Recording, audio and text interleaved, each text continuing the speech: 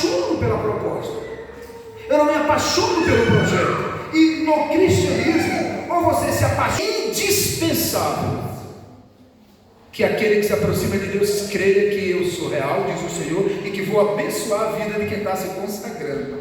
Aleluia!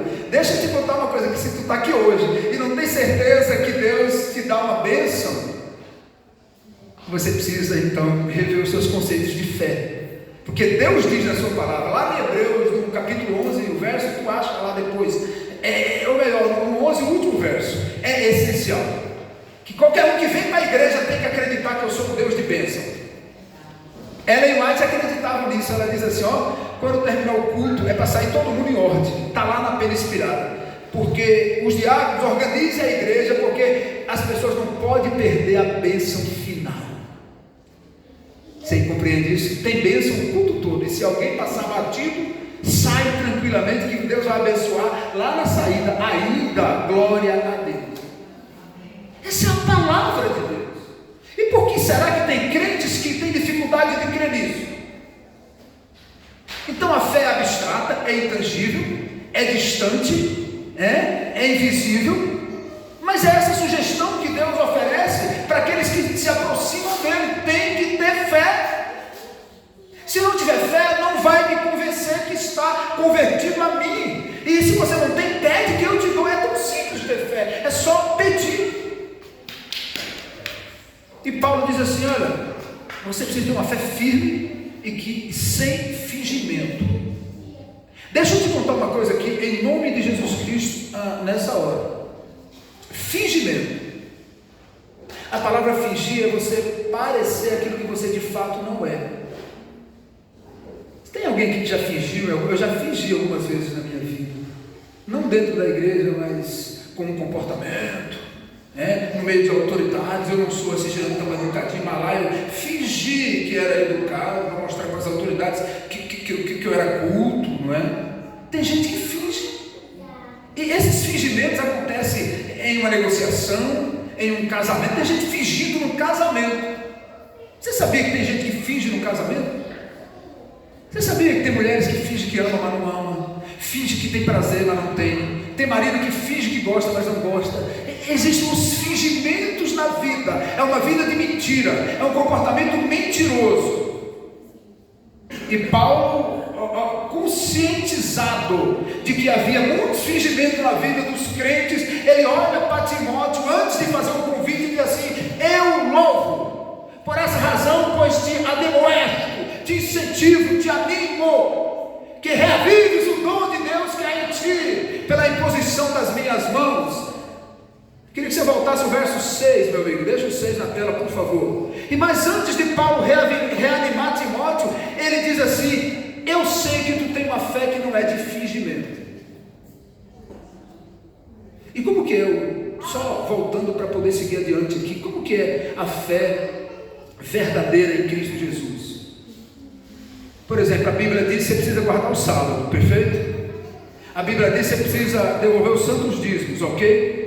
A Bíblia diz que você precisa congregar, amém?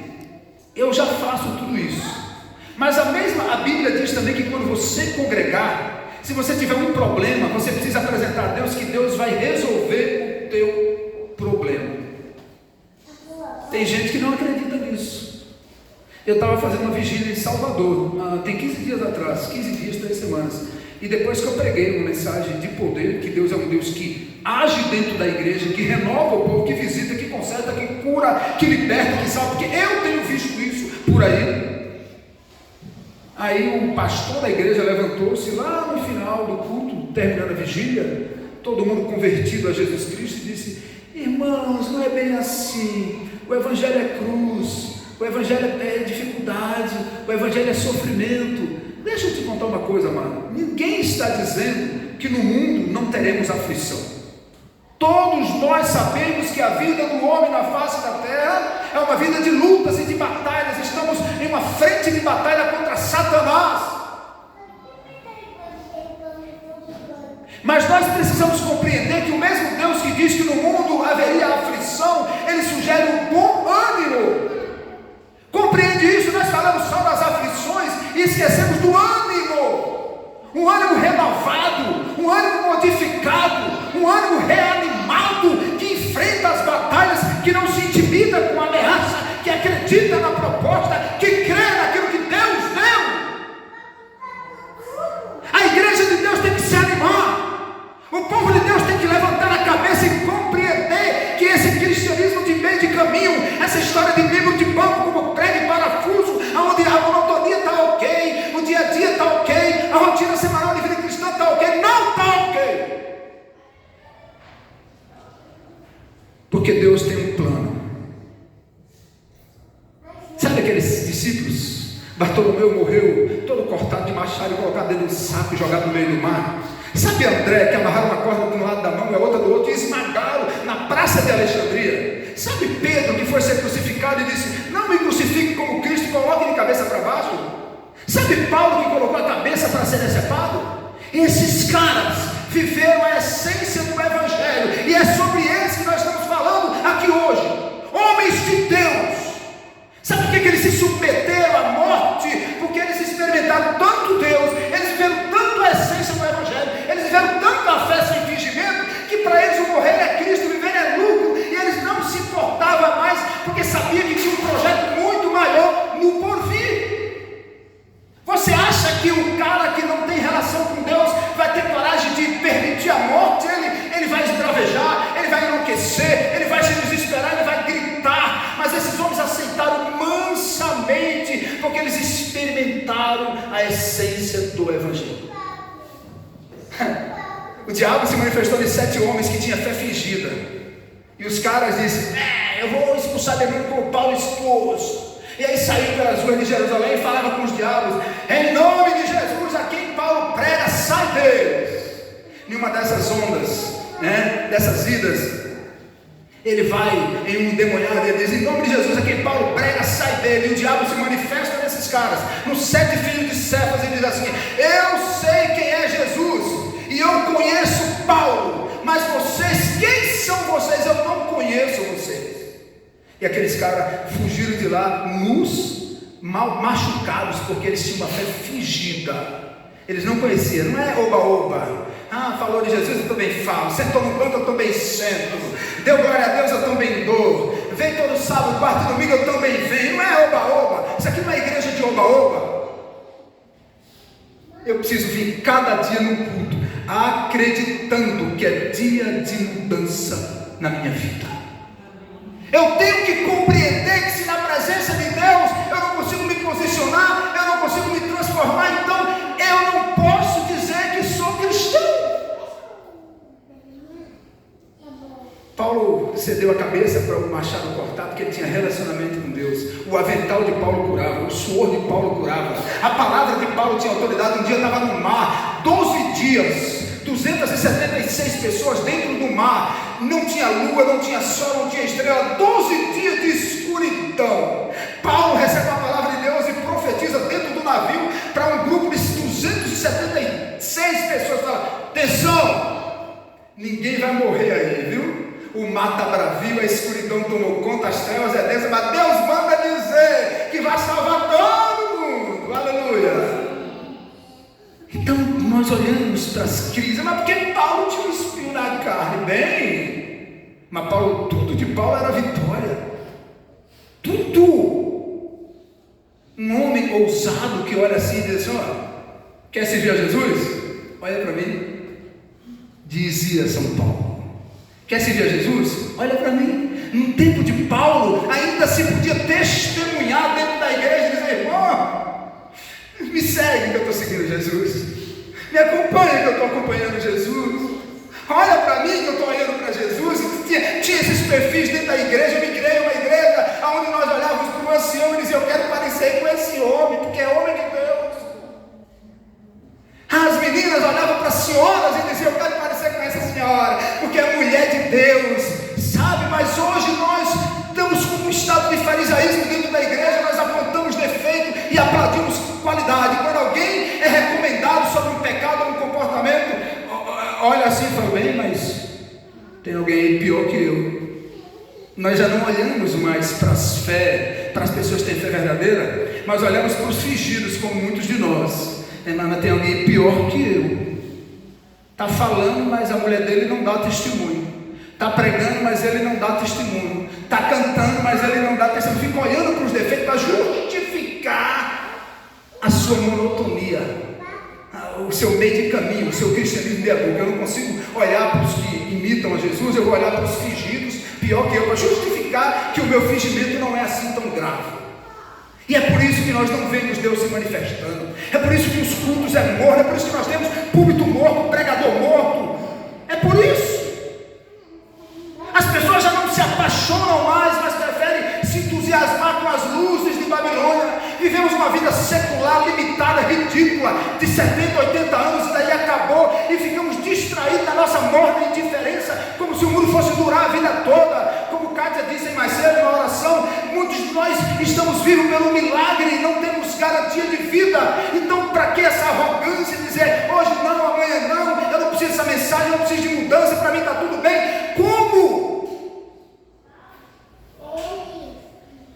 Sabe, queridos, o Senhor Jesus, Ele quer trabalhar com pessoas que experimentam Ele. Sabe o que eu acho interessante dentro da igreja?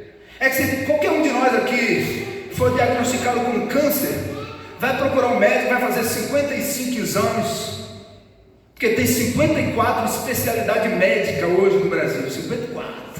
À medida que o fim está chegando, os homens estão perdendo a fé em Deus e confiando tanto no homem, que agora médico é garoto propaganda de outdoor. Eu quero aquela médica, que ela tem cara de séria. Eu gostei daquele homem, eu quero que aquele médico lá me atenda. É garoto propaganda agora dos médicos. Você entende isso? E aí, depois de fazer um montão de exames, você vai no médico, você está de câncer.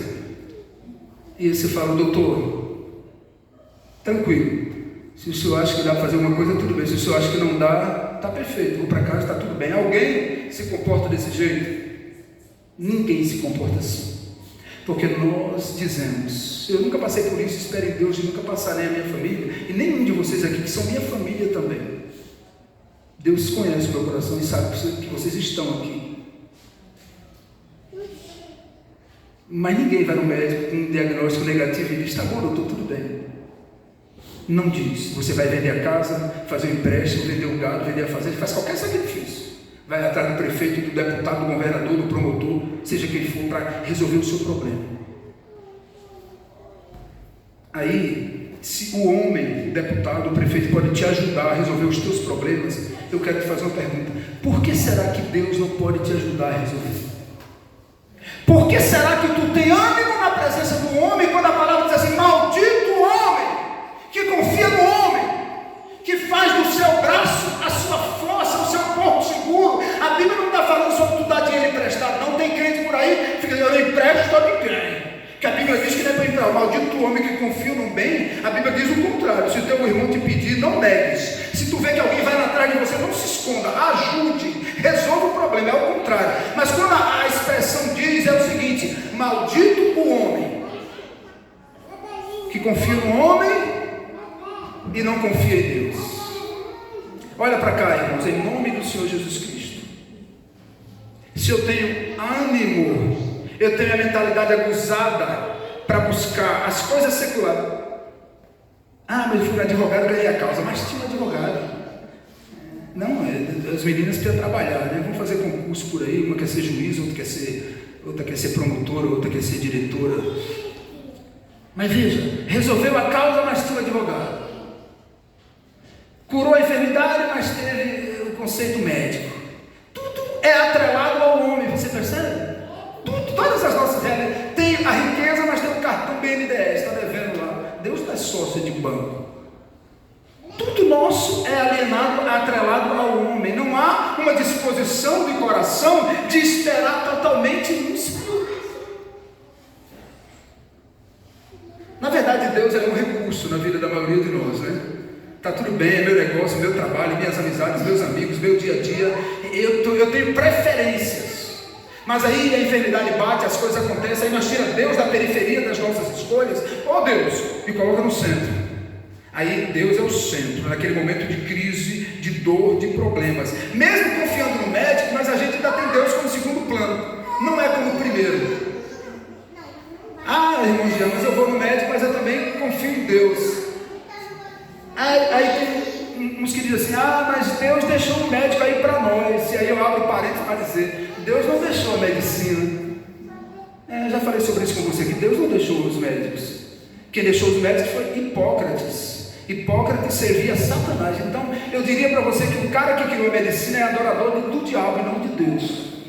Então vamos nessa linha. Deus usa a medicina porque sabia que tinha muitos que não confiavam nele e que precisavam ser curados, mas Deus não é o criador da medicina, porque a medicina de Deus é aquela que São Tiago, o seu irmão mais velho, diz lá na Santa Bíblia, e isso está desusado, está cafona, a igreja não prega mais. Eu não quero nem saber, irmão, eu vou pregar o que a Bíblia.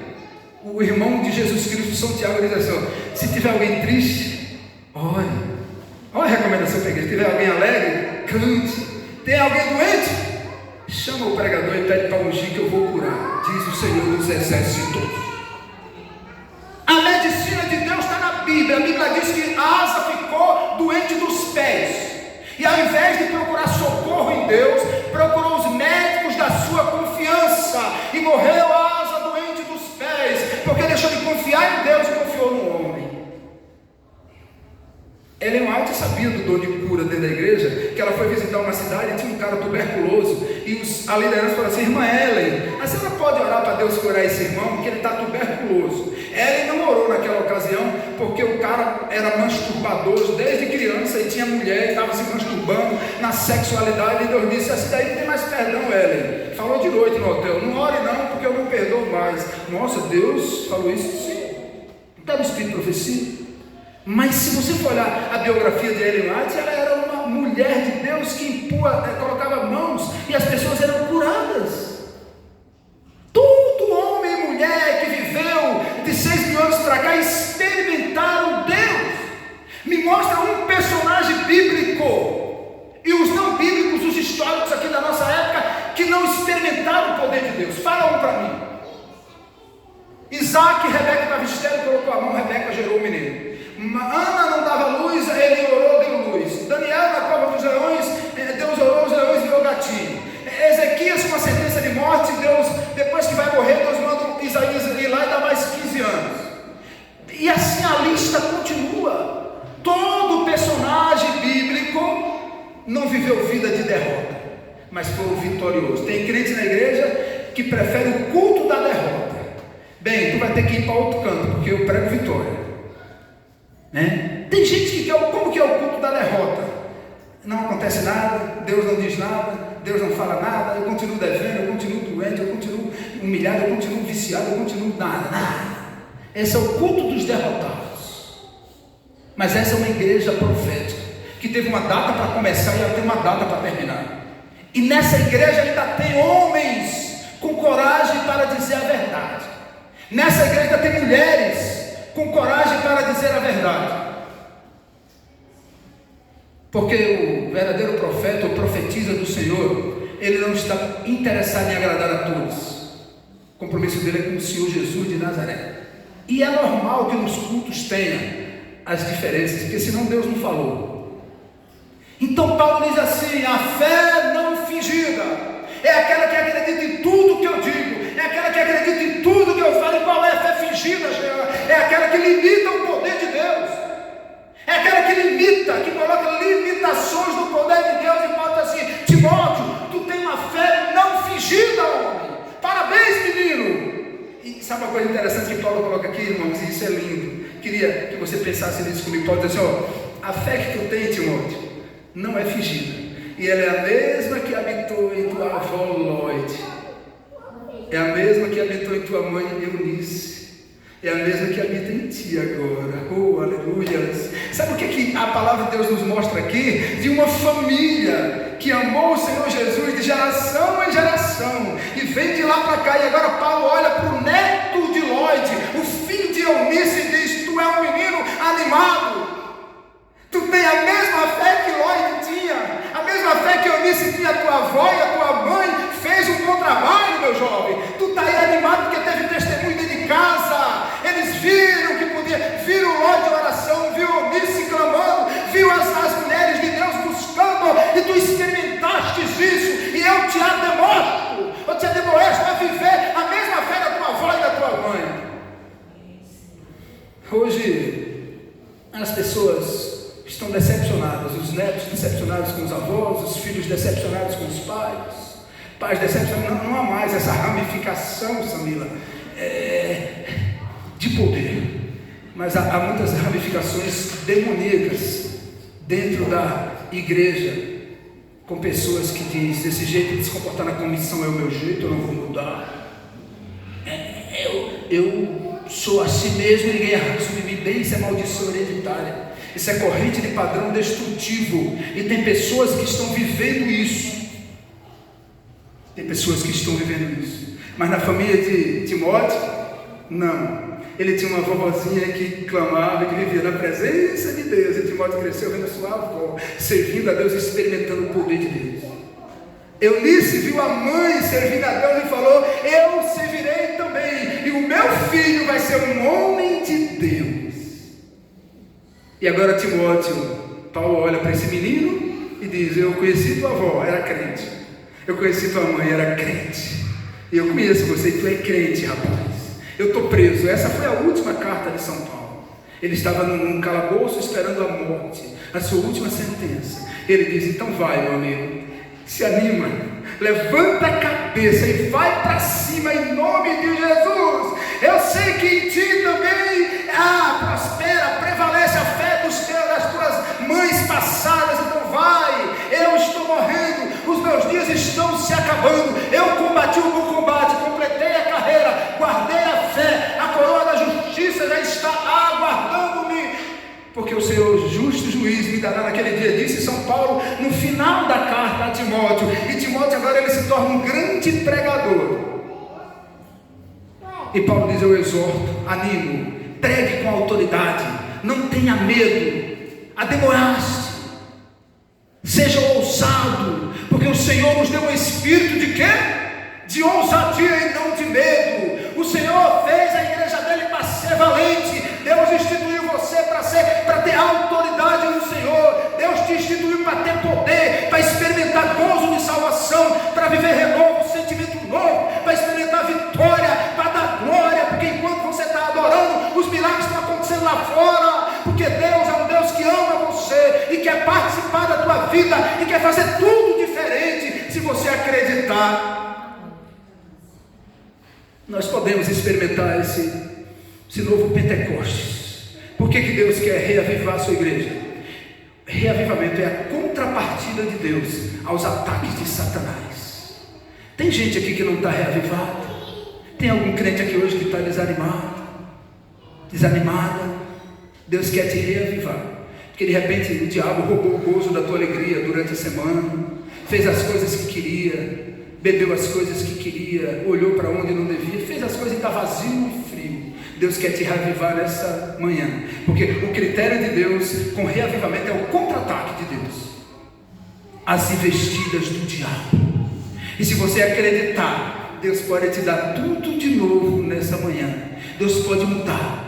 Se as brasas da tua fé estão apagadas, Deus pode reavivá-las. Se você está intimidado, Deus pode desmanchar todo o mal que há na tua frente. Se você está ameaçado, Deus vai quebrar toda a barreira. Se você está enfermo, Deus é Jeová Rafa. Ele aparece para o povo de Israel e diz: eu sou Jeová Rafa, o Deus que te sara, que te sara, que te sara. Esse é o Deus dessa igreja. Então, se você está aqui, você precisa acreditar que o salto de fé precisa acontecer hoje, para que você experimente esse renovo, esse gozo de salvação, essa vida nova em Cristo Jesus. Chegou a hora é chegada, é o fim da estrada, e Deus está chamando para uma reviravolta espiritual.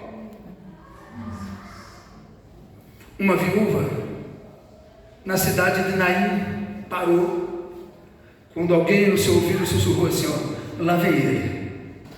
Um cego que estava em Jericó se levantou, quando alguém olhando para ele assim falou: lá vem ele. Marta e Maria pararam de chorar, quando alguém veio correndo e disse para elas: lá vem ele. Então Lázaro, que estava morto há 4 dias, se levanta e abandona a tumba, quando ouviu a meiga voz que era ele. Então deixa eu te contar uma coisa: se a medicina te desenganou, se a lei do homem te injustiçou, Se a tua bênção ainda não chegou, lá vem Ele. Se na tua mesa está faltando pão, se a tua vitória foge da tua mão, para de chorar e presta atenção, porque lá vem Ele. Ele é Jesus, o Rei dos Reis, o Senhor dos Senhores, o Pai da eternidade, o Príncipe da paz. Não temas, não tenha medo, não se intimide, porque lá vem Ele. Aleluia! Jesus Cristo, o grande maestreio da vida, o Filho do amor, está presente aqui, abençoando você, te dando tudo de bom para que você acredite que vale a pena carregar a cruz, para um dia se encontrar com o Senhor Jesus Cristo de Nazaré. Então, olha para mim, aquieta teu coração, porque Deus não opera na ansiedade. Confia no Senhor, descansa teu coração, e tu vais se surpreender, porque lá vem Ele, a partir de agora e para sempre, em nome de Jesus Cristo. Que o Senhor Jesus te abençoe e te guarde, que Ele possa te remir, que essas bênçãos possam vir na minha e na tua vida, em nome de Jesus.